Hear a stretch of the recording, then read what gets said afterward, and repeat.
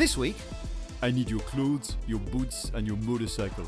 Blimey, the Terminator's on Zoom. Robert De Niro's waiting, and he's talking Italian. And just one cornetto.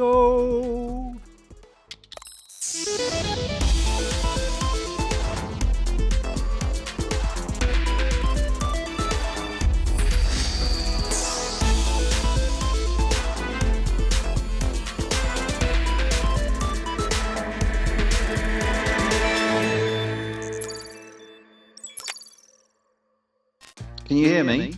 Hello? Yeah, can you hear me? Are you muted? No, are you frozen? All I'm getting is me back. I can hear me coming back. Hang on. No, Sorry, hang on. what have you done? You dropped the phone. Yeah, sorry. Oh, I can hear you now. Hello, There you you've are. got me.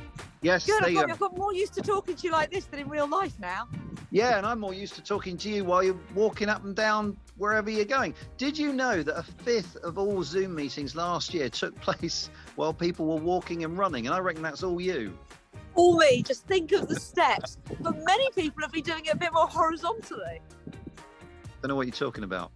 But listen, love them or hate them, these platforms really have kept us together during these tough times, haven't they? And I don't think they're going away anytime soon.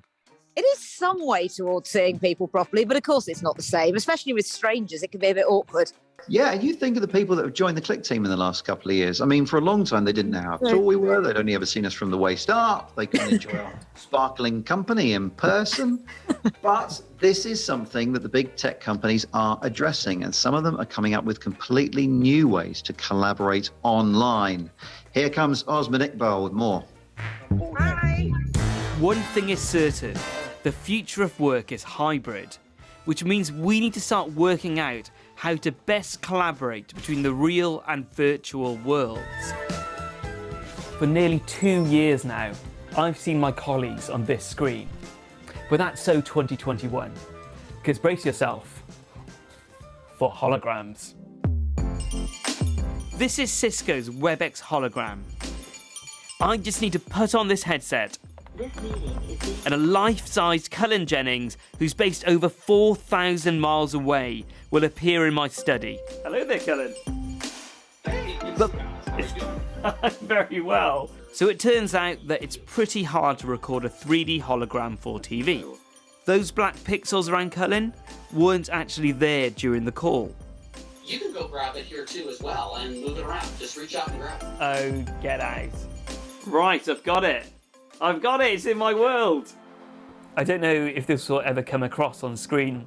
In a way, I should be amazed by the hologram. See that is cool, that is. But really, it was the passing of those CAD objects. That's the thing that really blew me away.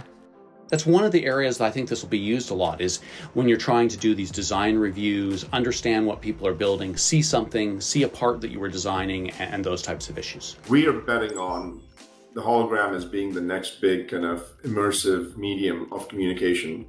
Just for ease, to kind of help you out, make it a bit smaller. There you go. Oh. What the hologram does is exactly the opposite of what others are working on, for example, with avatars. But what you want to do is make it very photorealistic. You want to make it very lifelike. Wasn't expecting that. There we go. Ah, that's terrifying. And what the technology that we're talking about and that we're working on does is fundamentally levels the playing field so that an individual in a village in Bangladesh has the same opportunity as someone in the heart of central London. Say hi to Auntie. Oh my gosh, I love you. And with other concepts like Google's Project Starline in the works, holograms may be with us sooner than we think.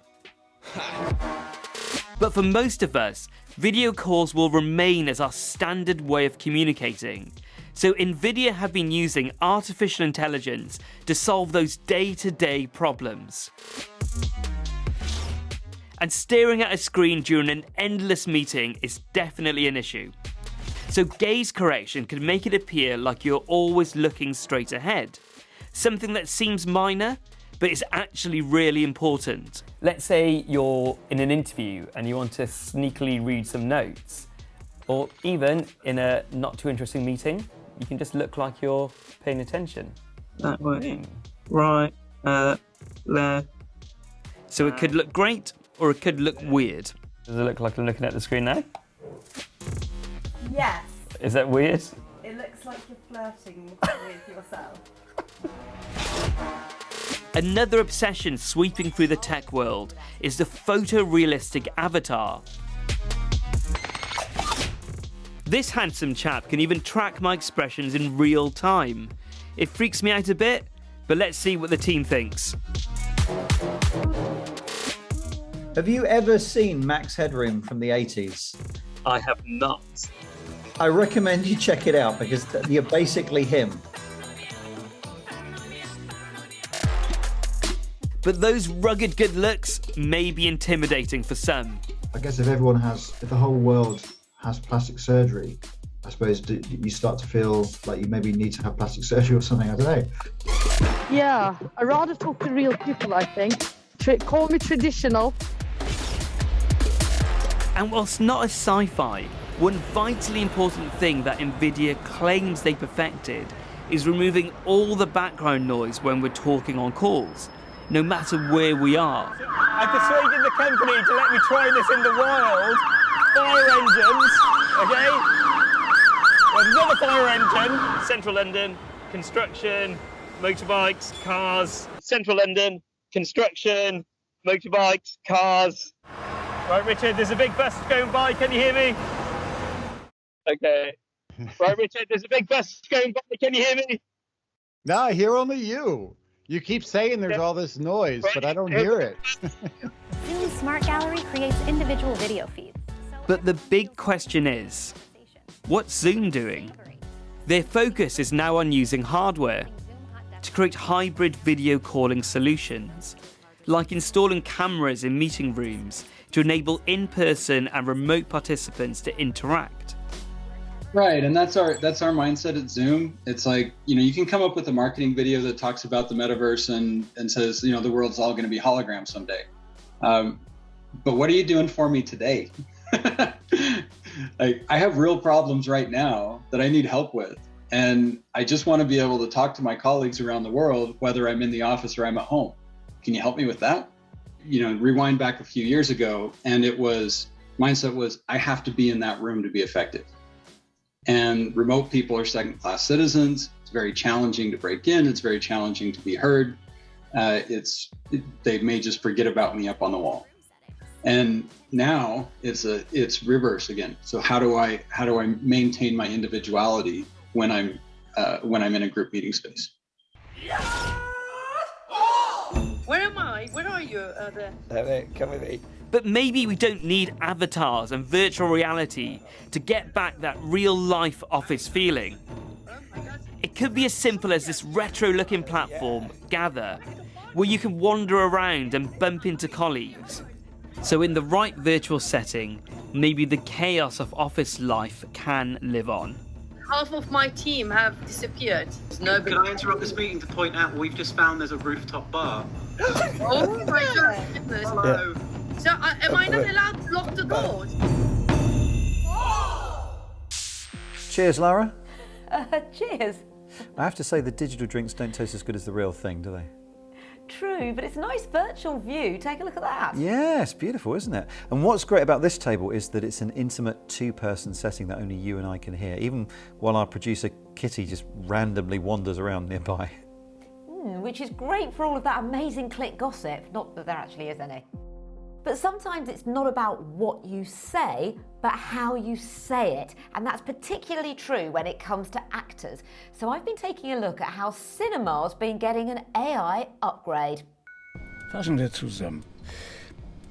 Ein Mann, den wir gestern gefeuert haben, klaut $3 Millionen. No, Robert De Niro hasn't learnt fluent German. Kriminellsten Familien in dieser Stadt in Verbindung bringt und... This is the work of UK startup Flawless AI, whose artificial intelligence can recreate lip sync when dubbing, meaning movies can effectively be reshot in different languages without losing the nuance of an actor's performance.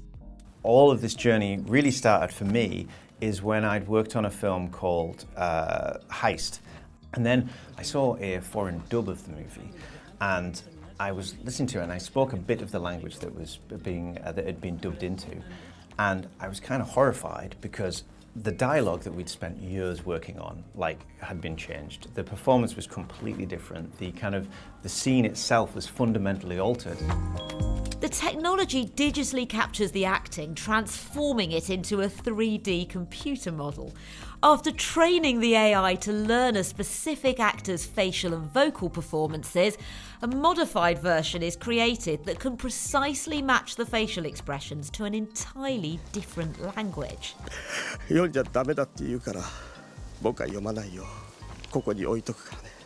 De Niro was saying an ooh 20 minutes later in the film, but that ooh is needed for, that mouth vizim is needed for a foreign performance. It's able to take his actual way that he says it and place it in the right spot so that it's actually him saying it.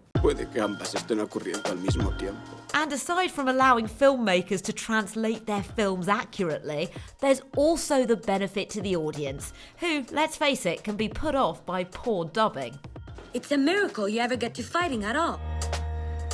And with the streaming giants bringing us more international content than ever, this new technology could be timely. Disney, Netflix, Amazon, all these guys, they've created global content distribution businesses, but without global content. And we've created a tool that gives them global content.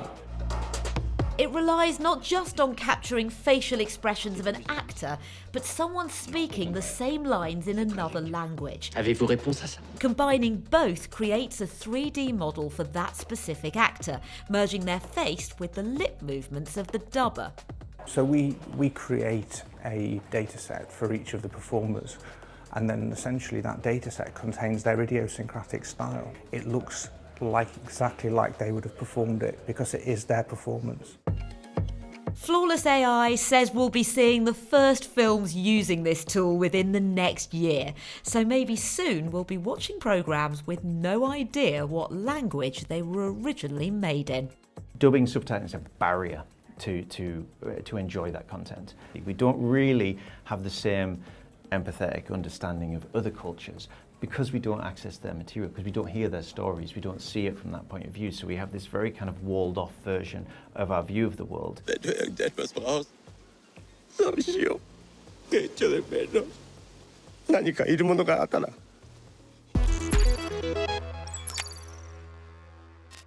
Hello, it's your 90-second tech news roundup. Meta warned it could pull Instagram and Facebook in Europe if it's unable to process local user data on US servers. The UK government said that adult websites will be legally required to verify the age of users under new internet safety laws. And Nvidia's $31 billion deal to acquire the UK chip firm ARM from SoftBank is off. The company's cited regulatory challenges. Robot caterers showcased their agility at the Beijing Winter Olympics. Yes, cooked dumplings are just one of the dishes served to visitors on site. Winter sports fans can also use Comcast's VR app to tune into 150 hours of interactive action from home.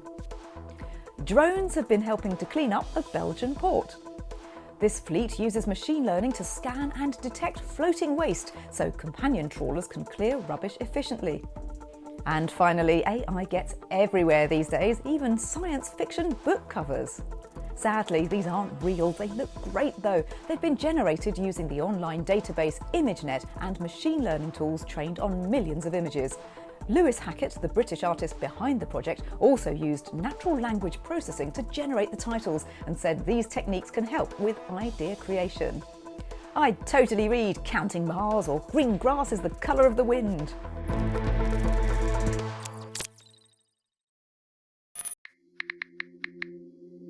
When I was 13, I was speaking to somebody online. They said that they were a woman, a few years older than me. We started speaking, and I thought that we were making friends with each other. As the conversation progressed, she was asking me lots of questions about myself. Whereabouts did I live? What were my hobbies? Who were my friends? And she told me that I was pretty, I was beautiful. She told me that I could be a model. And then a few hours into the conversation, she asked me to send a topless photo. So I sent her a topless photo, and everything changed at that point. Hello, it's your 90-second tech news roundup. Meta warned it could pull Instagram and Facebook in Europe if it's unable to process local user data on US servers. And Nvidia's $31 billion deal to acquire the UK chip firm ARM from SoftBank is off. The company's cited regulatory challenges. Robot caterers showcased their agility at the Beijing Winter Olympics. Yes, cooked dumplings are just one of the dishes served to visitors on site. She wasn't nice and complimentary anymore. She was threatening, and she said that if I didn't send more photos, she was going to make sure that everybody saw the photo that I'd already sent. The next morning, a man came to my house. He sexually assaulted me in my bedroom, and he took more photos of everything that happened. Luckily, I didn't see him again after that day. 6 months down the line, the police contacted me and said that they'd found the photos and my information on this man's computer. Rhiannon now works for the Mary Collins Foundation, an organisation which supports children who've suffered sexual abuse via the internet or mobile technologies. It's one of a number of groups, including Barnardo's and the NSPCC, which have advised and are backing a UK government campaign called No Place to Hide. The campaign encourages the British public to pressure companies like Meta, formerly Facebook, not to bring end-to-end encryption to services like Facebook Messenger and Instagram Direct Messenger. Formerly the CEO of the National Cybersecurity Centre, Kieran Martin thinks the government's got it wrong on this issue. Encryption has been a source of tension between government and the tech industry. End-to-end encryption is a specific form where, unlike in previous forms of encryption, there's no actual key. So historically, you can go to a provider of communication service, whether it's post or high-end internet communications, you can serve a warrant and say, we need access to this. With end-to-end encryption, the company can say, there is no way of giving you that access. So privacy campaigners and many in the tech industry will say this is a very good thing, because that means that hackers, hostile foreign governments and so forth cannot get at these types of communications. Meta owns WhatsApp, which already uses end-to-end encryption. It had planned to introduce similar features by default to Facebook and Instagram's messenger services. However, it's pushed back its encryption plans until 2023 after campaigning by child welfare groups. We now see more grooming offences on Instagram than any other platform on the market. So we've got a situation where the highest risk platform, Instagram, is now proposing to put on a blindfold and at a stroke eliminate its ability to even see what's happening on its site. To complicate matters, the government campaign has provoked the UK Information Commissioner's Office to say, end-to-end encryption serves an important role in both safeguarding our privacy and online safety. It strengthens children's online safety by not allowing criminals and abusers to send them harmful content or access their pictures or location. We find ourselves in a position where two public bodies are on opposing sides of the argument, the Information Commissioner's Office and the National Crime Agency. The NCA points to the case of convicted sex offender David Wilson. He posed as teenage girls online, blackmailing 52 boys into sending him indecent images of themselves. Wilson was jailed for 25 years for his crimes. It was Facebook itself that passed on Wilson's details to the NCA. The Information Commissioner's Office says that law enforcement doesn't need access to encrypted messages, that it already has sufficient investigatory powers. Well, to give you some sort of idea, as a result of the information that we receive from the tech companies, we're currently arresting 500 suspects a month between the NCA and UK policing and safeguarding 650 children. So the input we get from the tech companies through the material that's finding on the internet and sending to us is quite substantial. If we run the whole of the debate through the prism of one very important, very emotive idea, then we're likely to get solutions which are not proportionate and not actually going to solve the real problem. Do you think that there's a solution to this problem that will keep privacy and child safety advocates happy? Me in particular, as a survivor of online grooming and child sex abuse with images being created, I particularly want privacy. I don't want those images to be circulated around the internet. It's not privacy versus protecting children. We can have both of these things and we need to be moving towards that. It's become a very binary debate. You're either on the privacy side or you're on the child safety side, and we need to start building bridges and moving closer together and working towards a solution that works for both. That was Rhiannon MacDonald talking to Mark Chislak. And if you're concerned about any of the issues raised in Mark's report, BBC Action Line has links to organisations that can help. Now, earlier we talked about how movies may be changing, and it got me thinking, you know what makes watching any movie more enjoyable? Ice cream. Oh, of course. And it's no surprise that it's Nick Queck who volunteered for this next story. He's been to America to check out some tech that should make freezing your own at home a lot easier. Okay, admittedly this is a pretty sweet gig. See what I did there? The average American gobbles over 20 litres of ice cream per year, compared to the paltry 7 for us Brits. So I've come to the suburbs of Boston to set the record straight. I'm actually here to see a new type of appliance, reminiscent of those coffee pod machines advertised by George Clooney. Wouldn't change a thing. Now the way this works is that each pod has its own unique QR code, and when I put it into the machine, a camera scans it and tells the machine what the product is, if it's a cocktail, a coffee or an ice cream, how long it should freeze it for, and to what consistency. We're all set up for all kinds of stuff within the same space. Andrea has invited me to the test kitchen to conjure up my very own flavour. Oh. But it's good. Yeah? Yeah? What would you do to make it better? You can't improve this. You can't improve You this. can't improve This it. is going straight to the shops. The ones that have been a struggle challenge has been the smoothies, because we want them to be healthy. We're adding nutraceuticals, which are like plant food ingredients that have benefit, nutritional benefit. Creating a combination that tastes good, that's healthy, that's shelf stable is a challenge.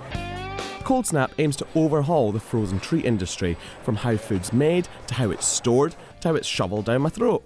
The way ice cream is made today, it's frozen in the factory, it's kept frozen in the grocery store, you rush it home, you keep it frozen in your freezer. All the while, you're putting energy and cost into that pint of ice cream before you consume it. There's a lot of carbon emissions associated with that that's going up into the atmosphere. Our technology with Cold Snap, we just freeze it when we need it. And so we think we can reduce the carbon emissions associated with making ice cream by like anywhere from 50 to 75%. It could mean less waste, but it'll come with a hefty price tag of around $2,000 or £1,500, but is initially aimed at the commercial sector. Cheers. Everything has been designed from scratch, right down to the unique caps on the pods. We wanted absolutely no ice cream touching the machine. We wouldn't be able to use a regular soda can style, so we developed our own top. The aluminium cans are important because they can be recycled, but they also allow for good heat transfer, so the liquid inside can be chilled quickly on demand. By being able to churn the ice cream and draw air into the can as it's freezing, you can actually create the ice cream. At the risk of stating the obvious, the technology actually affects the taste of the ice cream. We're intentionally making the ice crystals smaller than anything you can buy in the market today. So it's, in addition to being 14% buttermilk fat, we control the ice crystal size, and you essentially get a very dense, thick, creamy dessert. I guess you could say the proof is in the pudding? But is this one machine too far in the age of convenience? Do we really need this? Then again, do we really need ice cream and frozen cocktails? It's been a tough day. Oh, it's enough to make you feel hungry, isn't it? Oh. It is, and conveniently we can eat something now because that's all we've got time for this week. Brilliant. Yes, don't forget to check us out on social media. We live on YouTube, Facebook, Instagram and Twitter at BBC Click. Thanks for watching. See you soon. Bye-bye.